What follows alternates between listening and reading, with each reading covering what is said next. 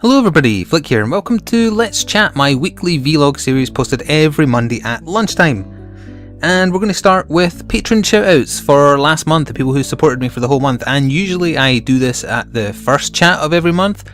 I kind of forgot last time, and also I was covering the semi-serious topic of reviewing, so I didn't want to get bogged down in doing shoutouts when I was trying to discuss a subject that's very important to me. And I'm also very thankful for all the comments and feedback and discussion, the civil discussion as well. There wasn't any arguing or whatever in the comments last time, so thank you very much. And we might as well stick with the theme of saying thank yous as I go through the list of people who were very kind to become patrons and support me via Patreon up until the end of last month. And if you don't know what that means, there's a link in the description box below of pretty much every video I do. So here we go, here are the shoutouts, starting with Arn Hawkins, Taya Blake, Fraser Macbeth, Christopher Gieb, Travelling Panda, Silver, Good Rory, Matsumune, Ipple, Logan Cote, or Cote, I can never remember which that is, I apologise, Osi Callio, Michael Millward, Colin McKesson, and Johan. Thank you very much for sticking with me. Most of you, I think, are returning patrons. Maybe there's one or two new people. Either way, thank you very much. You help let me keep on doing what I'm doing. So yes, that's that out of the way. And if you want to get a shout out among other reward tiers as well, check out the Patreon page, although that is kind of what I wanted to talk about regarding the Friday Night Hearthstone series, and it's made me look like a fool and a bit of a liar inadvertently. One of the Patreon reward tiers is that you're guaranteed a spot in the Hearthstone series that I do every Friday, and you'll have probably heard me discuss a lot of this on Friday's episode if indeed you watch the series, where I can't add anybody to my friends list in Hearthstone that is outside the European region. So that means no Asia, no America, no Canada, etc. That sucks. That sucks because I have Americans and Canadians and whatnot wanting in on the series, some of which are patrons.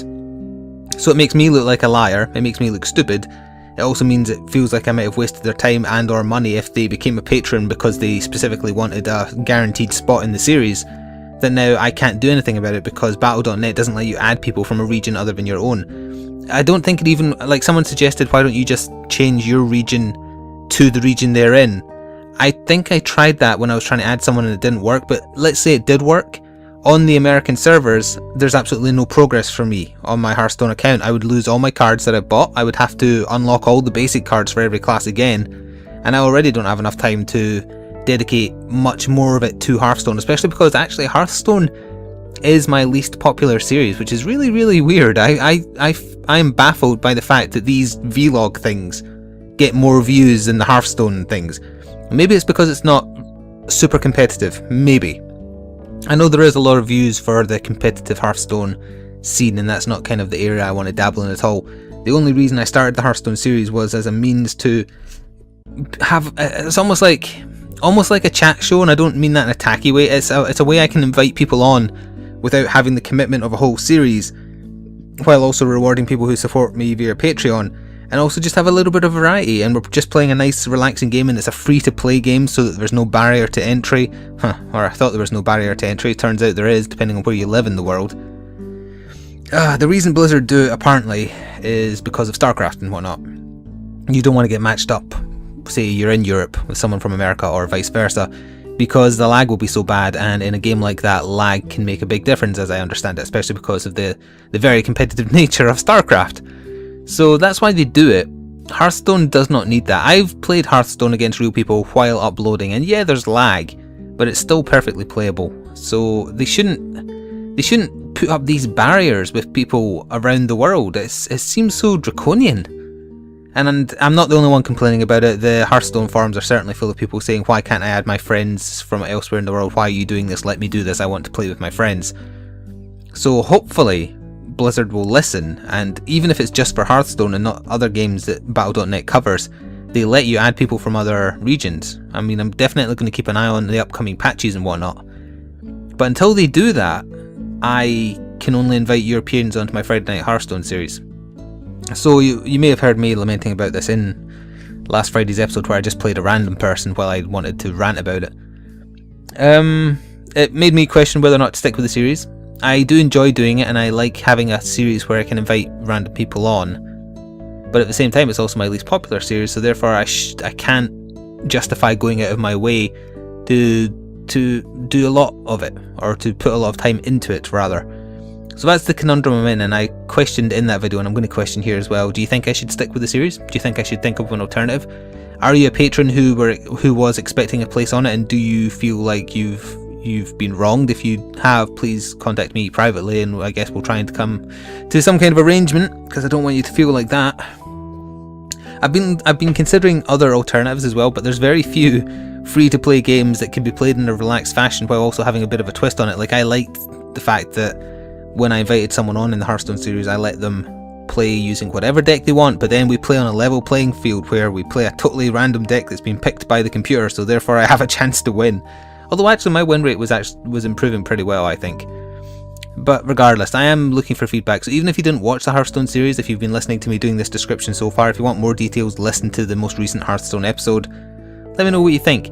The only alternative I've thought up so far, and it's not good enough in my opinion because it doesn't involve directly inviting someone on, but I thought if I was to replace the Patreon pledge level with the one that currently says you're guaranteed a space in the Hearthstone series with some kind of pseudo dedication, like I thought if I was to replace Friday Night Hearthstone with, say, Friday Night FTL, the videos would be massively long on a Friday. I mean, FTL runs can take between, say, 40 minutes and 2 hours, but also the game is so graphically not intense that file sizes end up being tiny, so I'm not too concerned about the length of video that comes out as a result. And I thought if I did a Friday Night FTL run every week, I could guarantee a dedication in terms of, I would call whatever ship I use whatever you want, I would name the crew or a crewman after a person, etc. That's kind of like, I was thinking about this just before recording, and that's the best I can come up with at the moment. And it synergizes well with the fact that I'm currently playing FTL quite a lot as a result of the Advanced Edition content coming out. So that is what I'm considering. But ideally I need something that's basically Hearthstone without the assholery of Battle.net. I need something that's free to play, that's widely available, that isn't too intense so you can have a little chat while you play about anything and everything, and also that I can use as a reward tier to invite people on. But still, so that's the stress and the conundrum I've been having since last time. And I'm not sure. Oh, if you hear my barking, apologies. I think that might be the post, depending on. I'm recording this quite early in the morning, so if I sound a bit croaky again, that's why. Also, hay fever is running rampant with me at the moment, and it's a pain in the ass. And I think I've said this before, but if you just thought to yourself, wow, I'm glad I don't suffer from hay fever, well, I was that guy. I only started suffering from hay fever in my early 20s. So, you know, you might still get it, and it's not nice. Although thankfully I don't get it as bad as some of my family members. They get it much worse than I do. But still, what else can we chat about? As per usual, or not recently, but in general, I did poll on Twitter for some topics of conversation or questions.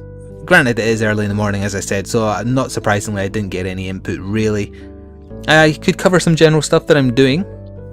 I haven't played Dark Souls 2 for a little while because I've been trying to let some videos post when I realised I was 7 parts ahead of the part I'd uploaded, and uploaded is not the same as posted, so in terms of posted I was probably about 8 or 9 videos ahead, and it makes it look like I don't respond to comments, so that's why I decided to wait. Although I am nearing the end of the game, I think I'm on track to get the full playthrough done before the PC version launches on the 25th.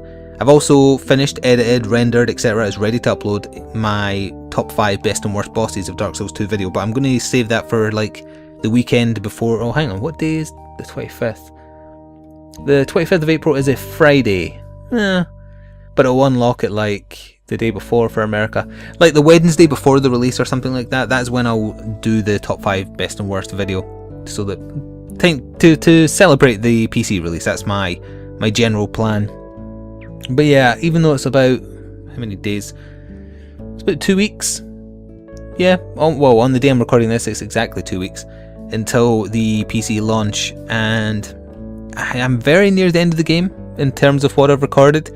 I've technically got 3 full areas, but I think I can get through 2 of those areas in 1 video each, assuming I don't get invaded. I haven't actually got invaded once other than by NPCs through the whole mage playthrough yet, which I'm massively surprised at, although I do often upload while I'm playing, so maybe they can't actually get in because they'll time out or whatever. I don't know, they might do. But yeah, if I do a few more days of 2 parts posted, I should definitely be able to get the full Mage playthrough up before the PC launch. And then that does leave the conundrum of what do I do once the PC launch is here. Recording from a PC is simple enough, I can do it. I am interested in doing another playthrough using a completely different build.